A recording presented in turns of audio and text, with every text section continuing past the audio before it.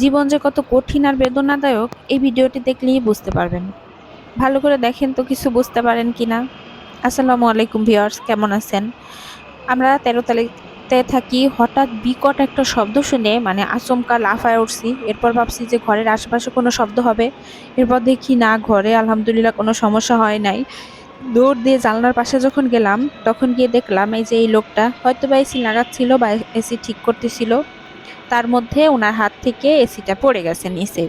উনি কতক্ষণ ওইখানে দাঁড়ায় রইছে। উনি চিন্তা করতেছে এখন কি হবে। যারা এসি লাগাতে আসে এরা নিশ্চয়ই ধনী না, বা অনেক টাকার মালিক না, তাহলে নিশ্চয়ই এইভাবে ঝুলে ঝুলে কষ্ট করে কেউ এসি লাগায় না। যাই হোক, উনি কতক্ষণ দাঁড়ায় থাকলো নিচে, ওই উপরে 7 তলার উপরে এখানে দাঁড়াইছিল। দাঁড়ায় থাকার পর উপরে থাকা লোকটা বলতেছে, এখন উঠে আসো, তুমি এখানে দাঁড়ায় থেকে লাভ নাই। তখন সে দড়ি দিয়ে বেয়ে বেয়ে উপরে উঠে গেছে।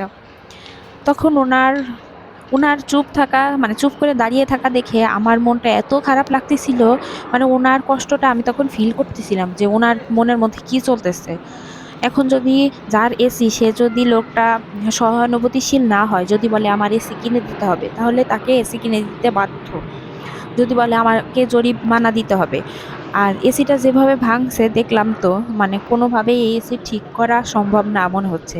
যেহেতু 8 তলা, এটা পুরোটা বিল্ডিং হচ্ছে 15 তলা, উনি 7 তলায় থেকে এসি লাগা ছিল, 7 তলা থেকে এসিটা পড়ছে। এটা মনে হয় না ঠিক করা যাবে।